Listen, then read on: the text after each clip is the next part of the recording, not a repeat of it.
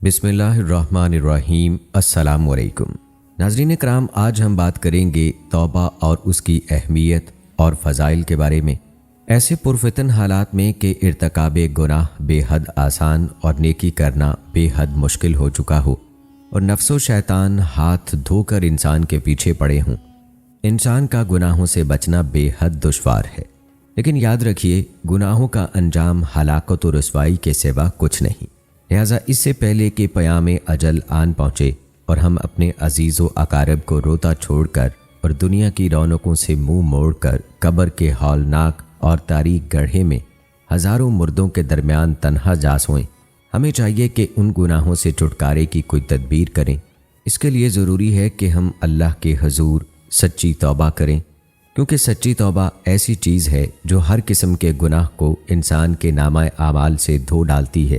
جیسا کہ سورہ شورا میں اللہ تعالیٰ نے فرمایا، اور وہی ہے جو اپنے بندوں کی توبہ قبول فرماتا اور گناہوں سے درگزر فرماتا ہے اور جانتا ہے جو کچھ تم کرتے ہو۔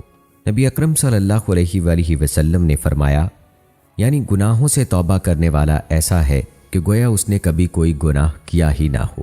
جبکہ حضرت سیدنا انس رضی اللہ تعالیٰ عنہ سے روایت ہے کہ نبی اکرم صلی اللہ علیہ وآلہ وسلم نے ارشاد فرمایا، اللہ تعالیٰ فرماتا ہے، اے ابن آدم، تو نے جب بھی مجھے پکارا اور مجھ سے رجوع کیا، میں نے تیرے گناہوں کی بخشش کر دی اور مجھے اس کی پرواہ نہیں۔ اور اے ابن آدم، اگر تیرے گناہ آسمان تک پہنچ جائیں پھر تو مجھ سے مغفرت طلب کرے تو میں تیری بخشش کر دوں گا اور میری ذات بے نیاز ہے۔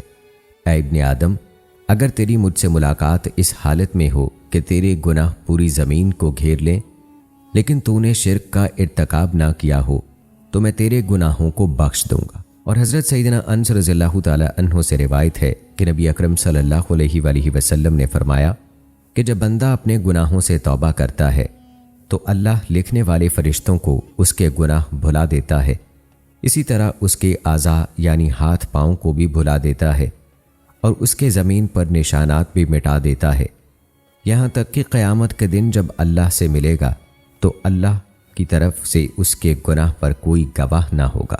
ناظرین کرام، توبہ کی اہمیت کے پیش نظر نبی اکرم صلی اللہ علیہ وآلہ وسلم اور اکابرین امت رضی اللہ تعالی عنہم نے بھی اس کے بارے میں ترغیبی کلام ارشاد فرمایا ہے۔ حضرت سیدنا عبداللہ بن عمر رضی اللہ تعالی عنہ روایت کرتے ہیں کہ نبی اکرم صلی اللہ علیہ وآلہ وسلم نے ارشاد فرمایا کہ اے لوگو، اللہ تعالیٰ سے توبہ کرو، بے شک میں بھی دن میں 100 مرتبہ استغفار کرتا ہوں۔ ناظرین، اسی طرح حضرت سیدنا عبداللہ بن مسعود رضی اللہ تعالی عنہ فرماتے ہیں کہ میں نے نبی اکرم صلی اللہ علیہ وآلہ وسلم کو فرماتے ہوئے سنا، بے شک اللہ اپنے مومن بندے کی توبہ سے اس شخص سے زیادہ خوش ہوتا ہے جو کسی ہلاکت خیز پتھریلی زمین پر پڑاؤ کرے، اس کے ساتھ اس کی سواری بھی ہو جس پر اس کے کھانے پینے کا سامان لدا ہوا ہو، پھر وہ سر رکھ کر سو جائے، پھر جب بیدار ہو تو اس کی سواری جا چکی ہو تو وہ اسے تلاش کرے، یہاں تک کہ گرمی اور شدت پیاس یا جس وجہ سے اللہ چاہے پریشان ہو کر کہے کہ میں اسی جگہ لوٹ جاتا ہوں جہاں سو رہا تھا، پھر سو جاتا ہوں یہاں تک کہ مر جاؤں، پھر وہ اپنی کلائی پر سر رکھ کر مرنے کے لیے سو جائے، پھر جب بیدار ہو تو اس کے پاس اس کی سواری موجود ہو اور اس پر اس کا سامان بھی موجود ہو، تو اللہ مومن بندے کی توبہ پر اس شخص کے اپنی سواری کے لوٹنے پر خوش ہونے سے بھی زیادہ خوش ہوتا ہے۔ حضرت سیدنا انس رضی اللہ تعالی عنہ کہتے ہیں کہ نبی اکرم صلی اللہ علیہ وآلہ وسلم نے ارشاد فرمایا، سارے انسان خطا کار ہیں اور خطا کاروں میں سے بہتر وہ ہیں جو توبہ کر لیتے ہیں۔ حضرت سیدنا ابن عباس رضی اللہ تعالی عنہ سے مروی ہے کہ رسول اللہ صلی اللہ علیہ وآلہ وسلم کا فرمان ہے کہ جس نے استغفار کو لازم پکڑ لیا تو اللہ تعالیٰ اس کی تمام مشکلوں میں آسانی، ہر غم سے آزادی اور بے حساب رزق عطا فرماتا ہے۔ حضرت سیدنا انس رضی اللہ تعالیٰ عنہ سے روایت ہے کہ رسول اللہ صلی اللہ علیہ وآلہ وسلم نے فرمایا، بے شک لوہے کی طرح دلوں کو بھی زنگ لگ جاتا ہے اور اس کی جلا یعنی صفائی طلب مغفرت ہے۔ حضرت سیدنا ابو سعید خدری رضی اللہ تعالی عنہ سے روایت ہے کہ سرور کونین حضرت محمد مصطفیٰ صلی اللہ علیہ وآلہ وسلم نے ارشاد فرمایا، مومن کی اور ایمان کی مثال اپنی کھونٹی یعنی قلعے کے ساتھ بندھے ہوئے گھوڑے کی طرح ہے، یعنی گویا مومن کے دل میں ایمان بندھا ہوا ہے کہ گھوڑا کبھی اچھلتا کودتا ہے پھر اپنی کھونٹی کے پاس لوٹ آتا ہے، چنانچہ مومن بھی کبھی بھول چوک سے گناہ کر بیٹھتا ہے پھر لوٹ آتا ہے یعنی توبہ کر لیتا ہے۔ تو تم اپنے کھانے پر پرہیزگاروں کو کھلایا کرو اور نیکی کے کام اہل ایمان کے ساتھ کیا کرو۔ ایک آدمی نے حضرت سیدنا ابن مسعود رضی اللہ تعالی عنہ سے پوچھا کہ ایک آدمی نے گناہ کیا، اس کی توبہ کی کوئی صورت ہے؟ حضرت سیدنا ابن مسعود رضی اللہ تعالی عنہ نے منہ دوسری طرف کر لیا، پھر دوبارہ ادھر توجہ کی تو ان کی آنکھیں ڈبڈبا رہی تھیں۔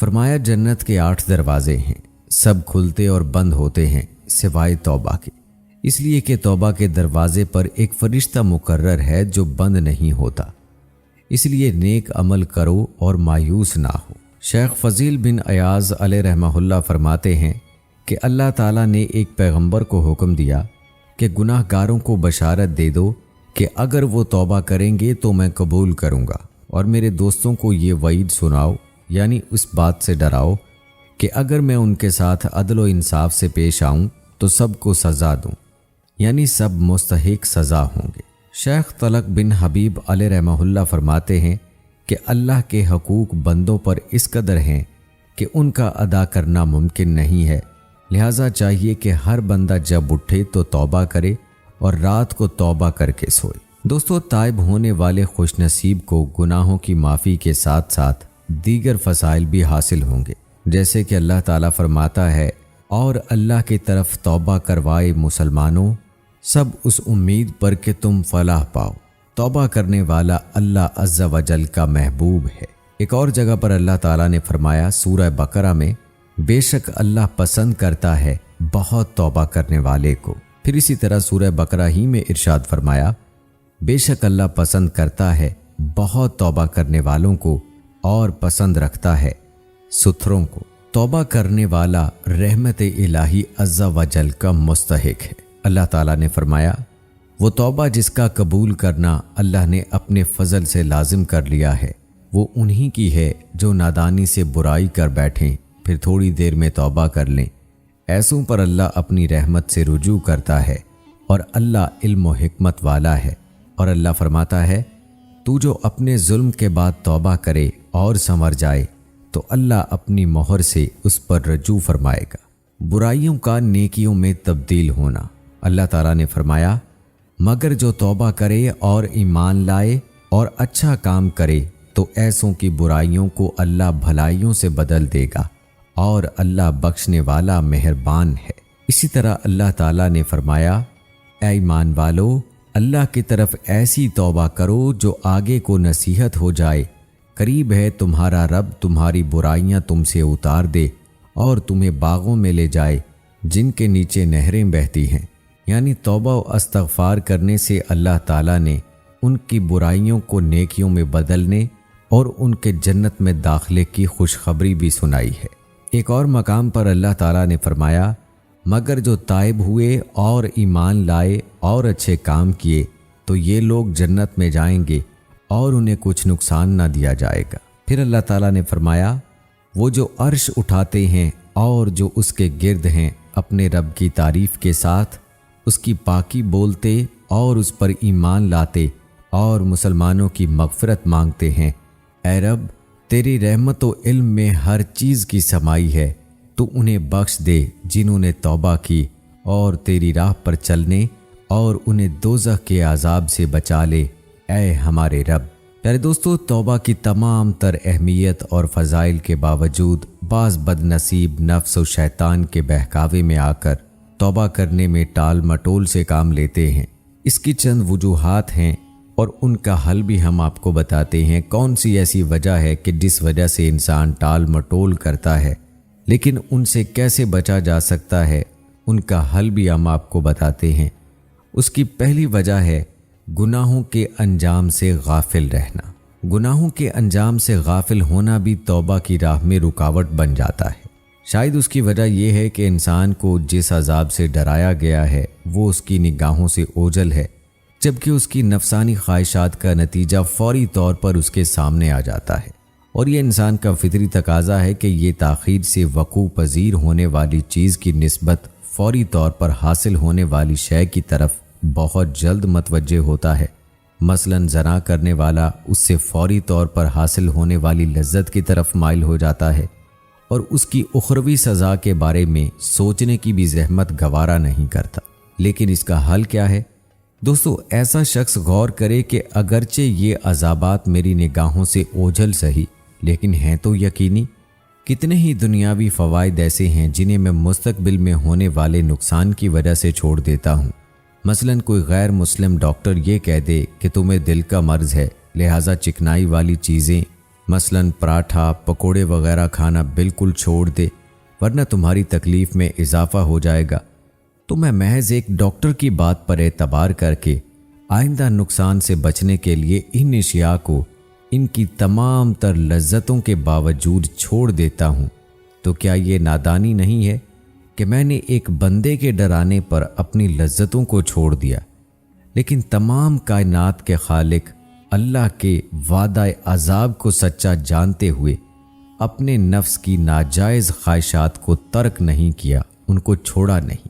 اس انداز سے غور و فکر کرنے کی برکت سے ان تمام تر رکاوٹوں کو دور کیا جا سکتا ہے اور توبہ کرنے میں کامیابی نصیب ہوگی انشاءاللہ۔ دوسری وجہ ہے دوستو دل پر گناہوں کی لذت کا غلبہ ہونا۔ بعض اوقات انسان کے دل و دماغ پر مختلف گناہوں مثلاً زنا، شراب نوشی، بدنگاہی، نامحرم عورتوں سے ہنسی مذاق، فلم بینی وغیرہ کی لذت کا اس قدر غلبہ ہو جاتا ہے کہ وہ ان گناہوں کو چھوڑنے کا سوچ بھی نہیں سکتا۔ ان گناہوں کے بغیر اسے اپنی زندگی بہت اداس اور ویران محسوس ہوتی ہے، یوں وہ توبہ سے محروم رہتا ہے۔ لیکن اس کا حل بھی ہے۔ اس قسم کی صورتحال سے دو چار شخص اس طرح سوچ و بچار کرے کہ جب میں زندگی کے مختصر ایام میں ان لذتوں کو نہیں چھوڑ سکتا تو مرنے کے بعد ہمیشہ ہمیشہ کے لیے لذتوں یعنی جنتوں کی نعمتوں سے محرومی کیسے گوارا کروں گا؟ جب میں صبر کی آزمائش برداشت نہیں کر سکتا تو جہنم کی تکلیف کس طرح برداشت کروں گا؟ ان گناہوں میں لذت یقیناً ہے، لیکن ان کا انجام طویل غم کا سبب ہے۔ جیسا کہ کسی بزرگ نے ارشاد فرمایا، کبھی لذت کی وجہ سے گناہ نہ کرو کہ لذت جاتی رہے گی لیکن گناہ تمہارے ذمے باقی رہ جائے گا، اور کبھی مشقت کی وجہ سے نیکی کو ترک نہ کرو، نیکی کو چھوڑو نہ، کیونکہ مشقت کا اثر ختم ہو جائے گا لیکن نیکی تمہارے نامہ اعمال میں محفوظ رہے گی انشاءاللہ۔ اس انداز سے غور و فکر کرنے کی برکت سے یہ تمام رکاوٹیں جو ہیں وہ دور ہو جائیں گی اور توبہ کرنے میں کامیابی نصیب ہوگی۔ جب ایسا شخص نیکیوں کی وجہ سے حاصل ہونے والے سکون قلب کو ملاحظہ کرے گا تو گناہوں کی لذت کو بھول جائے گا۔ جیسا کہ ایک شخص جسے دال بڑی پسند تھی اور وہ کسی دوسرے کھانے حتیٰ کہ گوشت کو بھی خاطر میں نہ لاتا تھا، اس کا دوست اسے مرغی کھانے کی دعوت دیتا، لیکن وہ یہ کہہ کر اس دعوت کو ٹھکرا دیتا کہ اس دال میں جو لذت ہے کسی اور کھانے میں کہاں۔ آخر کار ایک دن جب اس کے دوست نے اسے مرغی کھانے کی دعوت دی تو اس نے سوچا کہ آج مرغی بھی کھا کر دیکھ لیتے ہیں کہ اس کا ذائقہ کیسا ہے، اور مرغی کھانے لگا۔ جب اس نے پہلا لقمہ منہ میں رکھا تو اسے اتنی لذت محسوس ہوئی کہ اپنی پسندیدہ دال کو بھول گیا اور کہنے لگا، ہٹاؤ اس دال کو، اب میں مرغی ہی کھایا کروں گا۔ بلا تشبیہ جب تک کوئی شخص محض گناہوں کی لذت میں مبتلا اور نیکیوں کے سکون سے ناآشنا ہوتا ہے، اسے یہ گناہ ہی رونق کی زندگی محسوس ہوتے ہیں، لیکن جب اسے نیکیوں کا نور حاصل ہو جاتا ہے تو وہ گناہوں کی لذتوں کو بھول جاتا ہے اور نیکیوں کے ذریعے سکون قلب کا متلاشی ہو جاتا ہے، یعنی دل کے سکون کو تلاش کرنا شروع کر دیتا ہے۔ یعنی اللہ تعالیٰ کی بارگاہ میں توبہ کرو، میں اللہ عز و جل کی بارگاہ میں توبہ کرتا ہوں۔ تیسری وجہ ہے طویل عرصہ زندہ رہنے کی امید۔ توبہ میں تاخیر کا ایک سبب یہ بھی ہے، اس کی ایک بڑی وجہ یہ بھی ہے کہ نفس و شیطان اس طرح انسان کا ذہن بناتے ہیں کہ ابھی تو بڑی عمر پڑی ہے، بعد میں توبہ کر لینا، یا ابھی تم جوان ہو، بڑھاپے میں توبہ کر لینا، یا نوکری سے ریٹائر ہونے کے بعد توبہ کر لینا۔ چنانچہ یہ عقل مند نفس و شیطان کے مشورے پر عمل کرتے ہوئے توبہ سے محروم رہتا ہے۔ لیکن اس کا حل بھی ہم آپ کو بتاتے ہیں دوستو۔ ایسے شخص کو اس طرح غور کرنا چاہیے کہ جب موت کا آنا یقینی ہے اور مجھے اپنی موت کے آنے کا وقت بھی معلوم نہیں، تو توبہ جیسی سعادت کو کل پر موقوف کرنا نادانی نہیں تو اور کیا ہے؟ جس گناہ کو چھوڑنے پر آج میرا نفس تیار نہیں ہو رہا، کل اس کی عادت پختہ ہو جانے پر میں اس سے اپنا دامن کس طرح بچاؤں گا؟ اور اس بات کی بھی کیا ضمانت کہ میں بڑھاپے میں پہنچ پاؤں گا یا نوکری سے ریٹائر ہونے تک میں زندہ رہوں گا؟ حدیث میں ہے کہ توبہ میں تاخیر کرنے سے بچو، کیونکہ موت اچانک آ جاتی ہے۔ پھر موت تو کسی خاص عمر کی پابند نہیں ہے، بچہ ہو یا بوڑھا، جوان ہو یا ادھیڑ عمر، یہ بلا امتیاز سب کو زندگی کی رونقوں کے بیچ سے اٹھا کر قبر کے گڑھے میں پہنچا دیتی ہے۔ یہ وہ ہے کہ جب اس کے آنے کا وقت آ جائے تو کوئی خوشیاں، کوئی غم، کوئی مصروفیات، کسی قسم کے ادھورے کام اس کی راہ میں رکاوٹ نہیں بن سکتے۔ ایک دن مجھے بھی موت آئے گی اور مجھے زیر زمین دفن ہونا پڑے گا۔ اگر میں بغیر توبہ کیے مر گیا تو مجھے کتنی حسرت و ندامت کا سامنا کرنا پڑے گا۔ اللہ اکبر! ابھی مہلت میسر ہے، لہٰذا مجھے فوراً توبہ کر لینی چاہیے۔ اس انداز سے غور و فکر کرنے کی برکت سے یہ رکاوٹ بھی دور ہو جائے گی اور توبہ کرنے میں کامیابی نصیب ہوگی انشاءاللہ۔ میں اللہ عز و جل کی بارگاہ میں توبہ کرتا ہوں۔ چوتھی وجہ رحمت الہی کے بارے میں دھوکے کا شکار ہونا۔ ہمارے معاشرے میں اس قسم کے لوگ بھی بکثرت پائے جاتے ہیں کہ جب انہیں گناہوں سے توبہ کی ترغیب دی جائے تو اس قسم کے جملے بول کر لاجواب کرنے کی کوشش کرتے ہیں کہ اللہ تعالیٰ بڑا غفور الرحیم ہے، ہمیں اس کی رحمت پر بھروسہ ہے، وہ ہمیں عذاب نہیں دے گا، اور توبہ پر آمادہ نہیں ہوتے ہیں۔ تو ایسوں کی خدمت میں گزارش ہے کہ اللہ تعالیٰ کے رحیم و کریم ہونے میں کسی مسلمان کو شک و شبہ نہیں، لیکن جس طرح یہ دونوں اس کی صفات ہیں، اسی طرح قہار اور جبار ہونا بھی رب عز و جل کی صفات ہیں۔ اور یہ بات بھی قرآن و حدیث سے ثابت ہے کہ کچھ نہ کچھ مسلمان جہنم میں بھی جائیں گے۔ تو اب آپ ہی بتائیے کہ اس بات کی کیا ضمانت ہے کہ وہ مسلمان تو غضب الہی عز و جل کا شکار ہوں اور جہنم میں بھی جائیں، لیکن آپ پر رحمت الہی عز و جل کی چھما چھم برسات ہو اور آپ کو داخل جنت کیا جائے؟ اس سلسلے میں ہمارے اکابرین کا ایک طرز عمل ملاحظہ کیجیے۔ امیر المومنین حضرت سیدنا عمر فاروق رضی اللہ تعالی عنہ نے فرمایا، اگر آواز دی جائے کہ ایک شخص کے سوا سب جہنم میں چلے جائیں تو مجھے امید ہے کہ وہ یعنی جہنم میں نہ جانے والا شخص میں ہوں گا، اور اگر اعلان کیا جائے کہ ایک آدمی کے علاوہ سب جنت میں داخل ہو جائیں تو مجھے خوف ہے کہ کہیں وہ یعنی جنت میں داخلے سے محروم رہ جانے والا میں نہ ہوں۔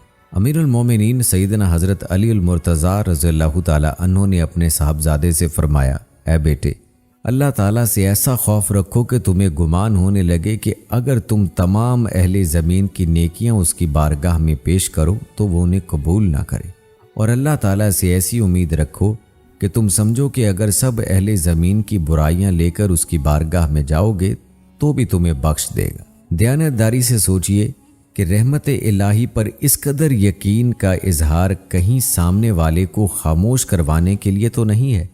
اگر آپ کا یقین اتنا ہی کامل ہے تو کیا آپ اپنا تمام مال و دولت گھر بار غریبوں میں تقسیم کرنے کے بعد اس بات کے منتظر ہونے کے تیار ہوں گے کہ اللہ تعالیٰ اپنی رحمت کے صدقے آپ کو زمین میں مدفون خزانے کا پتہ بتا دے، یا ڈاکوؤں کی آمد کی اطلاع ہونے پر آپ اپنے گھر میں موجود تمام روپیہ اور زیورات یہ سوچ کر صحن میں ڈھیر کر دینے کی ہمت کریں گے کہ اللہ تعالیٰ اپنے فضل سے ڈاکوؤں کو اس کی طرف سے غافل کر دے یا انہیں اندھا کر دے اور اس طرح آپ لٹ جانے سے محفوظ رہیں گے؟ اگر ان سوالوں کا جواب نفی میں ہو تو اب آپ کا یقین کامل کہاں رخصت ہو گیا؟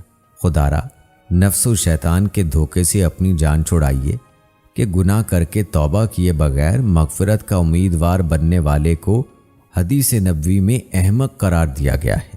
چنانچہ سرکار دو عالم حضرت محمد مصطفیٰ صلی اللہ علیہ وآلہ وسلم نے ارشاد فرمایا، سمجھدار وہ شخص ہے جو اپنا محاسبہ کرے اور آخرت کی بہتری کے لیے نیکیاں کرے، اور احمق وہ ہے جو اپنے نفس کی خواہشات کی پیروی کرے اور اللہ تعالیٰ سے انعام آخرت کی امید رکھے۔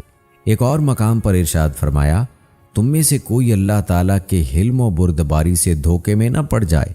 जन्नत और दोज़ख तुम्हारे जूते के तस्मे से भी ज़्यादा करीब हैं। फिर आपने आयत तिलावत फरमाई जिसका तर्जुमा है, सूरह ज़लज़ाल की ये आयत है, तू जो एक ज़रा भर भलाई करे उसे देखेगा और जो एक ज़रा भर बुराई करे उसे देखेगा। उम्मीद वासिक है कि इस नहज पर सोचने की बरकत से बहुत जल्द तौबा की तौफीक मिल जाएगी इंशाअल्लाह। पांचवी वजह है बाद तौबा इस्तकामत ना मिलने का खौफ। बाज़ लोग ये उज़र पेश करते हैं कि हमें अपने आप पर एतमाद नहीं कि बाद तौबा गुनाहों से बच पाएंगे या नहीं, इसलिए तौबा करने का क्या फ़ायदा। इसका हल भी दोस्तों ये है कि ये सरासर शैतानी वसवसा है, क्योंकि आपको क्या मालूम कि तौबा करने के बाद आप जिंदा रहेंगे या नहीं। हो सकता है कि तौबा करते ही मौत आ जाए और गुनाह करने का मौका ही ना मिले। वक्त तौबा आइंदा के लिए गुनाहों से बचने का पुख्ता इरादा होना ज़रूरी है। गुनाहों से बचने पर इस्तकामत देने वाली ज़ात तो रब्बुल आलमीन की है। अगर इर्तकाबे गुनाह से महफूज रहना ना भी नसीब हुआ तो भी कम अज़ कम गुज़श्ता गुनाहों से तो जान छूट जाएगी और साबका गुनाहों का माफ़ हो जाना मामूली बात नहीं। अगर बाद तौबा गुनाह हो भी जाए तो दोबारा फिर खुलूसे तौबा कर लेनी चाहिए कि हो सकता है यही आखिरी तौबा हो और इसी पर दुनिया से जाना नसीब हो। हज़रत सईदना अबू सईद रज़ियल्लाहु ताला अन्हु बयान करते हैं कि रसूलुल्लाह सल्लल्लाहु अलैहि वसल्लम ने इरशाद फरमाया, शैतान ने अल्लाह ताला की बारगाह में कहा, ए मेरे रब, मुझे तेरी इज़्ज़त व जलाल की कसम, जब तक बंदों के जिस्मों में रूह बाकी है मैं उन्हें बहकाता रहूँगा। अल्लाह ताला ने जवाबन इरशाद फरमाया, मुझे अपनी इज़्ज़त व जलाल और बुलंद मकाम की कसम, मैं हमेशा उस वक्त तक उनकी मग़फ़िरत करता रहूँगा जब तक कि वो मुझसे मग़फ़िरत मांगते रहेंगे। और सैयदना अबू हुरैरा रज़ियल्लाहु ताला अन्हु से मरवी है कि रसूलुल्लाह सल्लल्लाहु अलैहि वसल्लम का इरशाद है कि जब कोई बंदा गुनाह कर लेता है और फिर कहता है कि आए मौला मैंने गुनाह कर लिया, मुझे माफ़ कर दे, तो अल्लाह फरमाता है मेरा बंदा जानता है कि उसका कोई रब है जो गुनाह माफ़ भी करता है और उस पर पकड़ भी लेता है। ए फरिश्तों, गवाह हो जाओ कि मैंने अपने बंदे को बख्श दिया। फिर जितना रब अल्लाह अज़्ज़ा वजल चाहता है बंदा ठहरा रहता है। उसके बाद फिर कोई गुनाह कर लेता है, फिर अर्ज़ करता है या इलाही मैंने फिर गुनाह कर लिया, बख्श दे। तो अल्लाह फरमाता है कि मेरा ये बंदा जानता है कि उसका कोई रब है जो गुनाह पर पकड़ भी लेता है और माफ़ भी कर देता है। ए फरिश्तों, गवाह रहना कि मैंने अपने बंदे को बख्श दिया। फिर जितना रब चाहे वो बंदा ठहरा रहता है और फिर मज़ीद गुनाह कर बैठता है और दोबारा अर्ज़ करता है या रब्बे करीम मुझे माफ़ कर दे। तो अल्लाह फरमाता है कि मेरा ये बंदा जानता है कि इसका कोई रब है जो गुनाह माफ़ भी करता है और उस पर पकड़ भी लेता है। ए फरिश्तों, गवाह हो जाओ कि मैंने अपने बंदे की बख्शिश फरमा दी, अब जो चाहे करे। दोस्तों, छठी वजह है कसरत गुनाह की वजह से मायूसी का शिकार हो जाना। बाज़ लोग बदकिस्मती से तवील अरसे तक बड़े बड़े गुनाहों मसलन चोरी, कत्ल, डाके, दहशतगर्दी वगैरह में मुब्तला रहते हैं। शैतान उनके दिल में ये बात डाल देता है कि इतने बड़े बड़े गुनाहों के बाद तुझे माफ़ी नहीं मिलने वाली, या अब तेरी बख्शिश होना मुश्किल है। इल्मे दीन से महरूम ये अफराद मायूसी का शिकार होकर गुनाहों पर मज़ीद दलेर हो जाते हैं और तौबा से महरूम हो जाते हैं। तो दोस्तों, उसका हल ये है कि अल्लाह ताला की रहमत से मायूस नहीं होना चाहिए। अल्लाह ताला ने सूरह ज़मर में इरशाद फरमाया, अल्लाह की रहमत से ना उम्मीद ना हो, बेशक अल्लाह सब गुनाह बख्श देता है। रहमत खुदाबंदी से किस तरह अपने उम्मीदवार को आगोश में लेती है, इसका अंदाज़ा आप लगाइए कि मक्की मदनी सरकार सल्लल्लाहु अलैहि वसल्लम ने फरमाया, अल्लाह ताला अपने बंदों पर इससे कहीं ज़्यादा मेहरबान है जितना कि एक माँ अपने बच्चे पर शफ़क़त करती है। सरकार दो आलम ने फरमाया, अल्लाह ताला की 100 रहमतें हैं, 99 रहमतें उसने क़यामत के लिए रखी हैं और दुनिया में फ़कत एक रहमत ज़ाहिर फरमाई है। सारी मखलूक के दिल उसी एक रहमत के बाइस रहीम हैं। माँ की शफ़क़त व मोहब्बत अपने बच्चे पर और जानवरों की अपने बच्चे पर ममता इसी रहमत के बाइस है।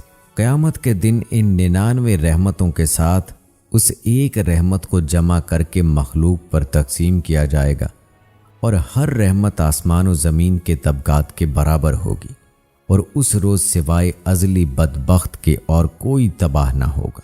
हज़रत सैयदना अबू हुरैरा रज़ियल्लाहु ताला अन्हु फरमाते हैं कि 2 शख्सों को जहन्नम से बाहर लाया जाएगा। अल्लाह ताला इरशाद फरमाएगा, जो अजाब तुमने देखा वो तुम्हारे ही अमलों के सबब से था। मैं अपने बंदों पर जुल्म नहीं करता हूँ। फिर उनको दोबारा जहन्नुम में डाला जाने का हुक्म दिया जाएगा। उनमें से एक शख्स जल्दी जल्दी दोज़ख की तरफ जाएगा और कहता जाएगा कि मैं गुनाहों के बोझ से इतना डर गया हूँ कि अब इसके हुक्म को पूरा करने में कोताही नहीं कर सकता।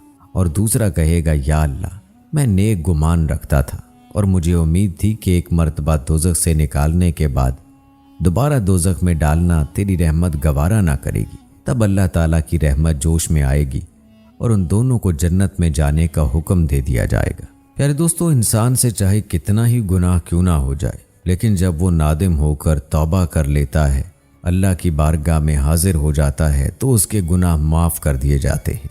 चुनांचे हज़रत सैयदना अबू हुरैरा रज़ियल्लाहु ताला अन्हु से रिवायत है कि सरकार दो आलम सल्लल्लाहु अलैहि वसल्लम ने फरमाया, अगर तुम गुनाह करते रहो यहाँ तक कि वो आसमान तक पहुँच जाएं, फिर तुम तौबा करो, तब भी अल्लाह ताला तुम्हारी तौबा कबूल फरमा लेगा।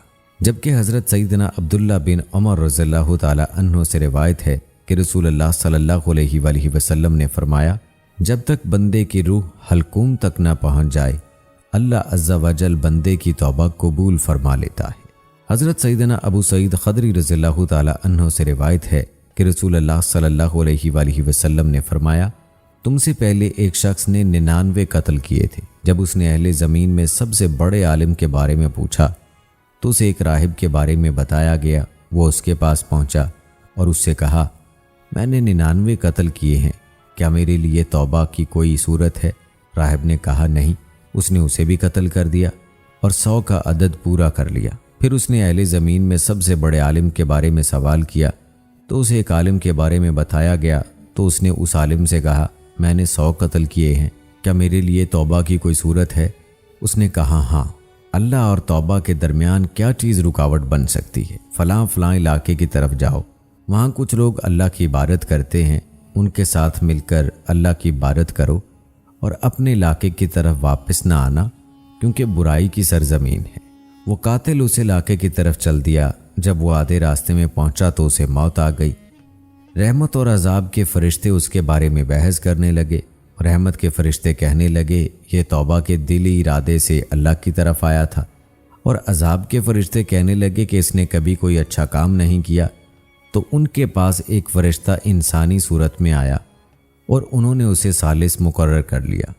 उस फरिश्ते ने उनसे कहा, दोनों तरफ की ज़मीनों को नाप लो, ये जिस ज़मीन के करीब होगा उसी का हकदार है। जब ज़मीन नापी गई तो वो उस ज़मीन के करीब था जिसके इरादे से वो अपने शहर से निकला था। तो रहमत के फरिश्ते उसे ले गए। तो दोस्तों, 7वीं वजह है बुरी सोहबत में मुब्तला होना। बाज़ दोस्तों का उठना बैठना ऐसे लोगों के साथ होता है जो हम तो डूबे हैं सनम तुझे भी ले डूबेंगे के मुसद्दाक होते हैं।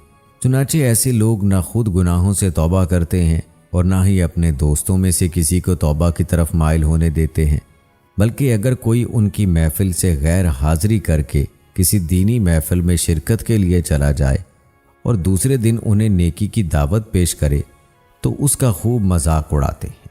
तो दोस्तों, हर सोहबत अपना असर रखती है। प्यारे आका सरकार दो आलम सल्लल्लाहु अलैहि वसल्लम ने इसी तरफ इशारा करते हुए इरशाद फरमाया, अच्छे और बुरे मसाहब की मिसाल मुश्क उठाने वाले और भट्टी झोंकने वाले की तरह है। कस्तूरी उठाने वाला तुम्हें तोहफा देगा या तुम उसे खरीदोगे या तुम्हें उससे उम्दा खुशबू आएगी, जबकि भट्टी झोंकने वाला या तुम्हारे कपड़े जलाएगा या तुम्हें उससे नागवार बू आएगी।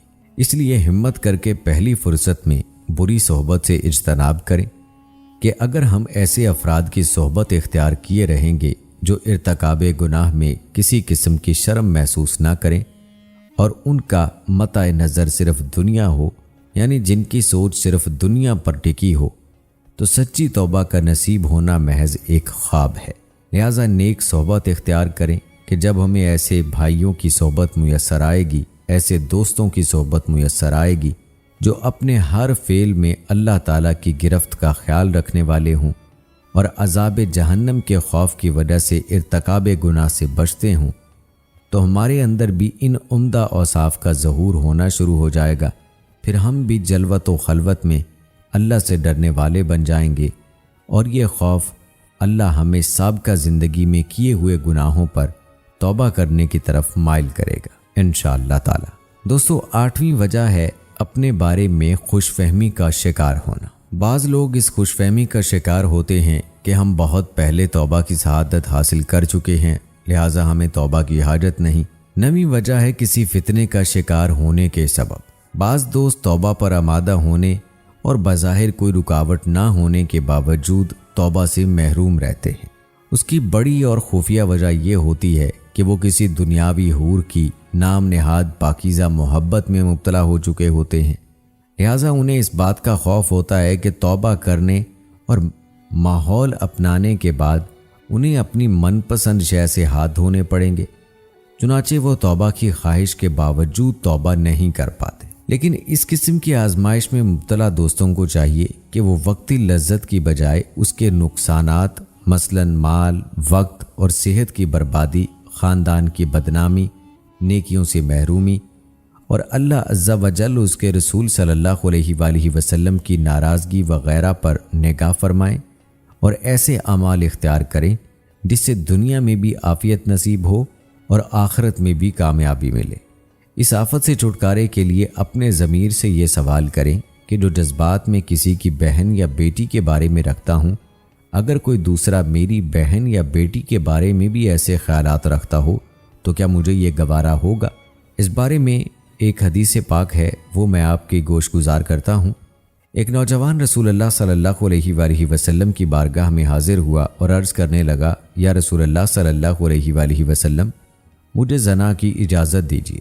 یہ سنتے ہی تمام صحابہ کرام رضوان اللہ اجمعین جلال میں آ گئے اور اسے مارنا چاہا۔ رسول اللہ صلی اللہ علیہ وآلہ وسلم نے ارشاد فرمایا کہ اسے نہ مارو، پھر اسے اپنے پاس بلا کر بٹھایا اور نہایت نرمی اور شفقت کے ساتھ سوال کیا، اے نوجوان، کیا تجھے پسند ہے کہ کوئی تیری ماں سے ایسا فعل کرے؟ اس نے عرض کی، میں اس کو کیسے روا رکھ سکتا ہوں؟ آپ نے ارشاد فرمایا، تو پھر دوسرے لوگ تیرے بارے میں اسے کیسے روا رکھ سکتے ہیں؟ پھر آپ نے دریافت فرمایا، تیری بیٹی سے اگر اس طرح کیا جائے تو اسے پسند کرے گا؟ عرض کی نہیں۔ فرمایا، اگر تیری بہن سے کوئی ایسی ناشائستہ حرکت کرے تو، اور اگر تیری خالہ سے کرے تو؟ اسی طرح آپ نے ایک ایک رشتے کے بارے میں سوال فرمایا اور وہ یہی کہتا رہا کہ مجھے پسند نہیں اور لوگ بھی رضامند نہیں۔ تب رسول اللہ صلی اللہ علیہ وآلہ وسلم نے اس کے سینے پر ہاتھ رکھ کر اللہ تعالیٰ کی بارگاہ میں عرض کی، یا الہی، اس کے دل کو پاک کر دے، اس کی شرمگاہ کو بچا لے اور اس کا گناہ بخش دے۔ اس کے بعد وہ نوجوان تمام عمر زنا سے بیزار رہا۔ دوستو، 10ویں وجہ ہے دنیاوی ترقی سے محروم ہونے کا خوف۔ بعض دوست اس لیے توبہ کی سعادت حاصل نہیں کر پاتے کہ انہیں متوقع طور پر حاصل ہونے والی دنیاوی ترقی سے محرومی کا خوف لاحق ہوتا ہے۔ سرکار دو عالم صلی اللہ علیہ وآلہ وسلم نے ارشاد فرمایا، دنیا کی محبت تمام برائیوں کی جڑ ہے۔ لہٰذا دوستو، ہمیں غور کرنا چاہیے کہ آخرت کے مقابلے میں دنیا کو ترجیح دینا انہیں سوائے ہلاکت کے کچھ نہ دے گا، کیونکہ حدیث میں ہے، جو شخص اپنی دنیا سے محبت کرتا ہے تو وہ اپنی آخرت کو نقصان پہنچاتا ہے، اور جو اپنی آخرت سے محبت کرتا ہے وہ اپنی دنیا کو نقصان پہنچاتا ہے۔ تو اے مسلمانوں، فنا ہونے والی چیز یعنی دنیا کو چھوڑ کر باقی رہنے والی چیز یعنی آخرت کو اختیار کر لو۔ نیز آخرت کے مقابلے میں دنیا کی کیا حیثیت ہے؟ اس سلسلے میں رسول کریم صلی اللہ علیہ وآلہ وسلم نے فرمایا، اللہ کی قسم، دنیا آخرت کے مقابلے میں ایسی ہے جیسے تم میں سے کوئی اپنی انگلی سمندر میں ڈالے، پھر دیکھے کہ انگلی کتنا پانی لے کر لوٹتی ہے۔ اللہ تعالی ہمیں سچی توبہ کی توفیق عطا فرمائے، آمین۔ دوستو، کمنٹ باکس میں آمین لکھ کر آپ بھی ہماری اس دعا میں شامل ہو جائیے۔ 11ویں وجہ ہے اہل خانہ کی تنقید۔ بعض دوست توبہ کر کے اپنا طرز زندگی بدلنا چاہتے ہیں، لیکن جو ہی وہ کوئی عملی قدم اٹھاتے ہیں ان کے گھر والے آڑے آ جاتے ہیں، وہ انہیں اس طرح سمجھاتے نظر آتے ہیں کہ دیکھ ابھی تو تم جوان ہو، بڑھاپے میں داڑھی رکھ لینا، ابھی تو تمہاری شادی بھی کرنی ہے، اگر تم کسی دینی ماحول سے وابستہ ہو گئے تو کوئی تمہیں اپنی لڑکی نہیں دے گا، وغیرہ وغیرہ۔ 12ویں وجہ ہے شرم و جھجک۔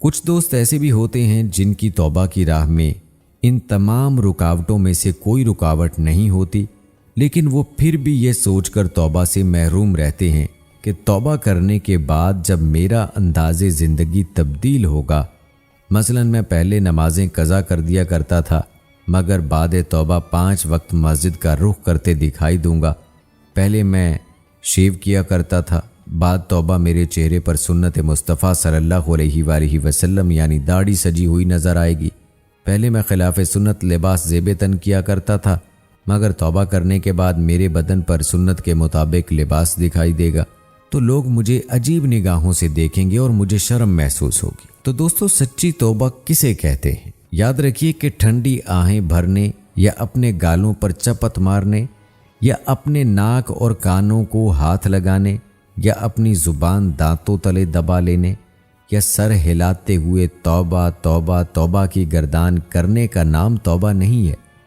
بلکہ سچی توبہ سے مراد یہ ہے کہ بندہ کسی گناہ کو اللہ تعالیٰ کی نافرمانی جان کر اس پر نادم ہوتے ہوئے، اس پر شرمندہ ہوتے ہوئے اللہ تعالیٰ سے معافی طلب کرے اور آئندہ کے لیے اس گناہ سے بچنے کا پختہ ارادہ کرے، پکا ارادہ کرے، اس گناہ کے ازالے کے لیے کوشش کرے، یعنی نماز قضا کی تھی تو اب ادا بھی کرے، چوری کی تھی یا رشوت لی تھی تو بعد توبہ وہ مال اصل مالک یا اس کے ورثاء کو واپس کرے یا معاف کروا لے، اور ان دونوں یعنی اصل مالک یا وارث کے نہ ملنے کی صورت میں اصل مالک کی طرف سے اللہ کی راہ میں صدقہ کر دے۔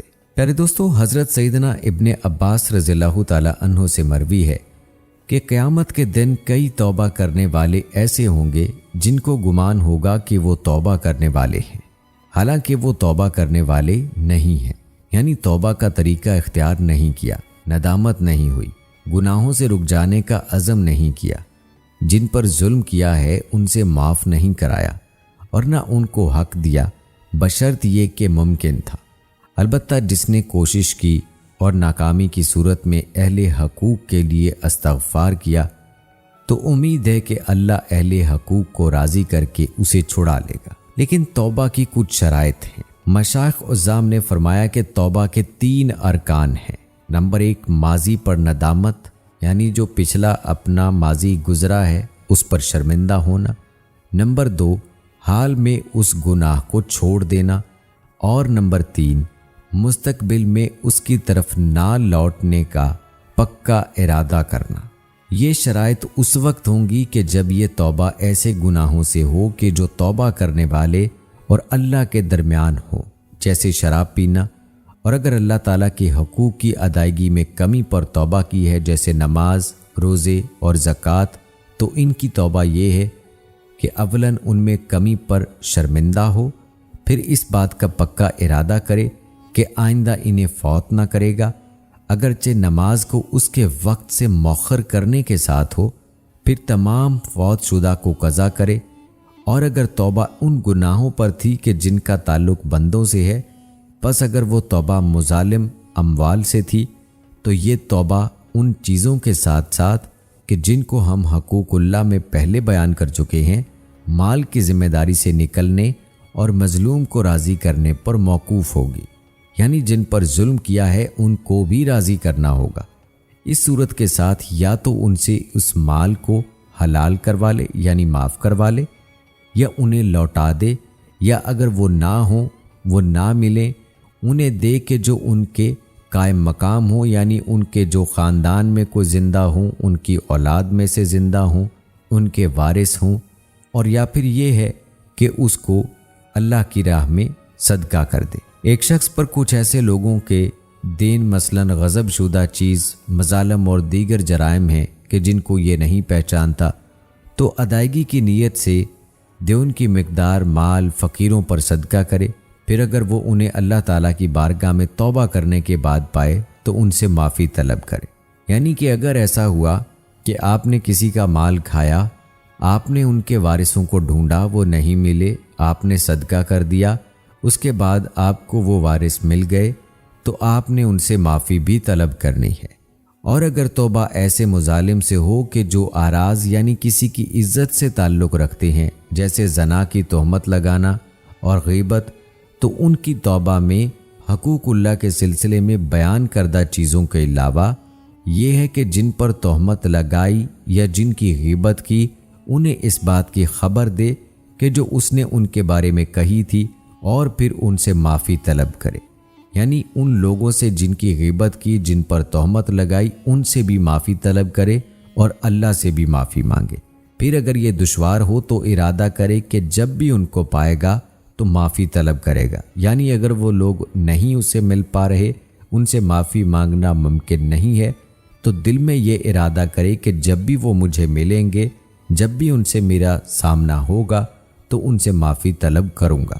پھر اگر یہ عاجز آ جائے یا پھر مظلوم مر گیا تو اسے چاہیے کہ اللہ تعالیٰ سے مغفرت طلب کرے یا اس کے فضل و کرم سے امید رکھے کہ وہ اس کے مد مقابل کو اپنے احسان کے خزانوں کے ذریعے اس سے راضی فرما دے گا، کیونکہ وہ جواد، کریم، رؤوف اور رحیم ہے۔ توبہ کے لیے 4 امور کا ہونا ضروری ہے۔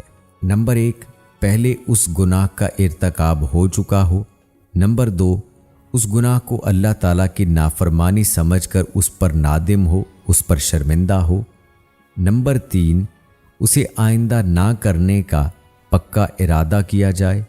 نمبر 4، اس گناہ کی تلافی کرے۔ اب ان شرائط کی تفصیل کیا ہے دوستو، وہ بھی آپ کو بتا دیتے ہیں۔ نمبر 1، پہلے اس گناہ کا ارتکاب ہو چکا ہو، یعنی توبہ سے ماضی میں کیے گئے گناہ معاف ہوں گے، نہ کہ زمانہ مستقبل میں۔ ارتکاب گناہ کی اجازت ملے گی، لہذا آئندہ زمانے میں گناہ کرنے کا ارادہ رکھتے ہوئے اس پر پیشگی توبہ کرنا، پھر گناہ کرنا بہت بڑی جرت ہے۔ کیا معلوم کہ انسان گناہ کرنے کے بعد توبہ کرنے کے لیے زندہ رہے گا بھی یا نہیں۔ اس گناہ کو اللہ تعالیٰ کی نافرمانی سمجھ کر اس پر نادم ہو۔ توبہ گناہ کو چھوڑنے کا نام ہے، اور کسی چیز کو چھوڑنا اسی وقت ممکن ہے جب اس کی پہچان ہو، لہٰذا سب سے پہلے گناہوں کی معرفت کا ہونا بے حد ضروری ہے، کیونکہ جب تک بندہ گناہ کو گناہ نہیں سمجھے گا، اس سے توبہ کیسے کرے گا۔ توبہ کے لیے ضروری ہے کہ کسی گناہ کو اس لیے چھوڑے کہ یہ اللہ کی نافرمانی ہے۔ لہٰذا اگر کسی شخص کے لیے خوف یا طبعی نقصان کی وجہ سے کسی گناہ کو ترک کیا، مثلا جگر کے امراض کی وجہ سے شراب نوشی ترک کی، یا بدنامی کے خوف سے زنا کرنا چھوڑ دیا، تو ایسا شخص تائب نہیں کہلائے گا، اور نہ ہی اسے توبہ کا ثواب اور فضائل حاصل ہوں گے، اگرچہ گناہ کو چھوڑنا بھی ایک سعادت ہے۔ اب رہا یہ سوال کہ ندامت قلبی کس طرح حاصل ہو، کیونکہ قلبی جذبات پر تو انسان کا اختیار نہیں، اس لیے اللہ تعالیٰ کی نعمتوں پر اس طرح غور و فکر کریں کہ اس نے مجھے کروڑہا نعمتوں سے نوازا، مثلا مجھے پیدا کیا، مجھے زندگی باقی رکھنے کے لیے سانسیں عطا فرمائیں، چلنے کے لیے پاؤں دیے، چھونے کے لیے ہاتھ دیے، دیکھنے کے لیے آنکھیں عطا فرمائیں، سننے کے لیے کان دیے، سونگھنے کے لیے ناک دی، بولنے کے لیے زبان عطا کی، اور کروڑہا ایسی نعمتیں عطا فرمائیں جن پر آج تک میں نے کبھی غور نہیں کیا۔ پھر اپنے آپ سے یوں سوال کرے، کیا اتنے احسانات کرنے والے رب تعالیٰ کی نافرمانی کرنا مجھے زیب دیتا ہے؟ گناہوں کے انجام کے طور پر جہنم میں دیے جانے والے عذاب الہی کی شدت کو اپنے دل و دماغ میں حاضر کریں۔ مثلا سرکار دو عالم صلی اللہ علیہ وآلہ وسلم نے فرمایا، دوزخیوں میں سب سے ہلکا عذاب جس کو ہوگا اسے آگ کے جوتے پہنائے جائیں گے جن سے ان کا دماغ کھولنے لگے گا۔ اگر اس زرد پانی کا ایک ڈول جو دوزخیوں کے زخموں سے جاری ہوگا دنیا میں ڈال دیا جائے تو دنیا والے بدبودار ہو جائیں۔ دوزخ میں بختی اونٹ کے برابر سانپ ہیں۔ یہ سانپ ایک مرتبہ کسی کو کاٹے تو اس کا درد اور زہر 40 برس تک رہے گا، اور دوزخ میں پالان بندھے ہوئے خچروں کے مثل بچھو ہیں تو ان کے ایک مرتبہ کاٹنے کا درد 40 سال تک رہے گا۔ تمہاری یہ آگ جسے ابن آدم روشن کرتا ہے جہنم کی آگ سے 70 درجے کم ہے۔ یہ سن کر صحابہ کرام رضوان اللہ اجمعین نے عرض کی، یا رسول اللہ صلی اللہ علیہ وآلہ وسلم، جلانے کے لیے تو یہی کافی ہے۔ ارشاد فرمایا، وہ اس سے 69 درجے زیادہ ہے، ہر درجے میں یہاں کی آگ کے برابر گرمی ہے۔ پھر اپنے آپ سے یوں مخاطب ہوں، اگر مجھے جہنم میں ڈال دیا گیا تو میرا یہ نرم و نازک بدن اس کے ہولناک عذابات کو کس طرح برداشت کر پائے گا، جبکہ جہنم میں پہنچنے والی تکالیف کی شدت کے سبب انسان پر نہ تو بے ہوشی طاری ہوگی اور نہ ہی اسے موت آئے گی۔ وہ وقت کتنی بے بسی کا ہوگا جس کے تصور سے ہی دل کانپ اٹھتا ہے۔ کیا یہ رونے کا مقام نہیں؟ کیا اب بھی گناہوں سے وحشت محسوس نہیں ہوگی اور دل میں نیکیوں کی محبت نہیں بڑھے گی؟ کیا اب بھی بارگاہ خداوندی میں سچی توبہ پر دل مائل نہیں ہوگا؟ امید ہے کہ بار بار اس انداز سے فکر مدینہ کرنے کی برکت سے دل میں ندامت پیدا ہو جائے گی اور سچی توبہ کی توفیق مل جائے گی انشاءاللہ۔ گناہ کو آئندہ نہ کرنے کا پختہ ارادہ کیا جائے، یعنی اپنے دل میں اس بات کا پختہ اور مضبوط ارادہ کرے کہ آئندہ کبھی ان گناہوں کا ارتکاب نہیں کروں گا۔ چنانچہ اگر کوئی شخص فی الحال تو گناہ چھوڑ دے، لیکن دل میں ہو کہ دوبارہ اگر موقع ملا تو کر لوں گا، یا سرے سے اس گناہ کو چھوڑنے کا ارادہ متزلزل ہو، تو ایسا شخص وقتی طور پر گناہوں سے رک جانے کے باوجود تائب نہیں کہلائے گا، بلکہ گناہ پر قائم رہتے ہوئے توبہ کرنے والوں کو سرکار دو عالم صلی اللہ علیہ وآلہ وسلم نے اپنے رب سے مذاق کرنے والا قرار دیا ہے۔ چنانچہ حضرت ابن عباس رضی اللہ تعالی عنہ سے مروی ہے کہ گناہ پر قائم رہ کر توبہ کرنے والا اپنے رب کا مذاق اڑانے والے کی طرح ہے۔ اس سلسلے میں انسان کو چاہیے کہ بالغ ہونے سے لے کر اب تک اپنی تمام سابقہ زندگی کے ہر لمحے، ہر گھڑی، ہر دن، ہر سال کا تفصیلی محاسبہ کرے کہ وہ کن کن گناہوں اور کوتاہیوں میں ملوث رہا ہے۔ اس کے کانوں، آنکھوں، ہاتھ، پاؤں، پیٹ، زبان، دل، شرمگاہ اور دیگر اعضاء سے کون کون سے گناہ سرزد ہوئے ہیں۔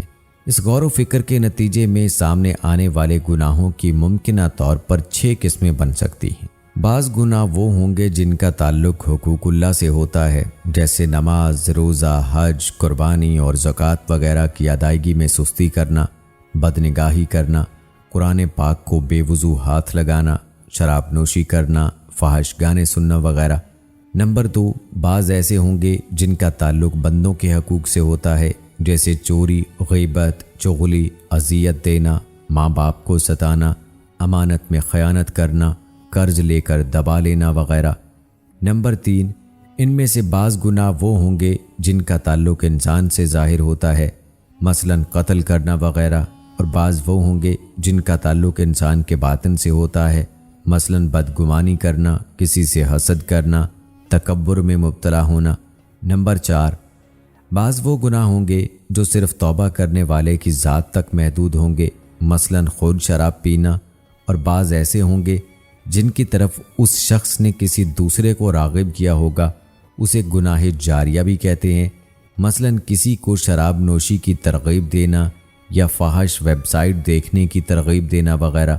نمبر 5، بعض گناہ ایسے ہوں گے جو پوشیدہ طور پر کیے ہوں گے، مثلا اپنے کمرے میں فحش فلمیں دیکھنا، جبکہ کچھ گناہ وہ ہوں گے جو اعلانیہ کیے ہوں گے، مثلا داڑھی منڈوانا، سرے عام شراب پینا وغیرہ۔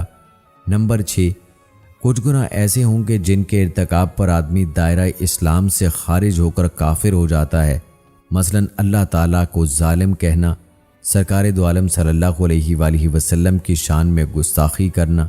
اس تقسیم کی بنا پر توبہ بھی مختلف نوعیت کی ہوگی۔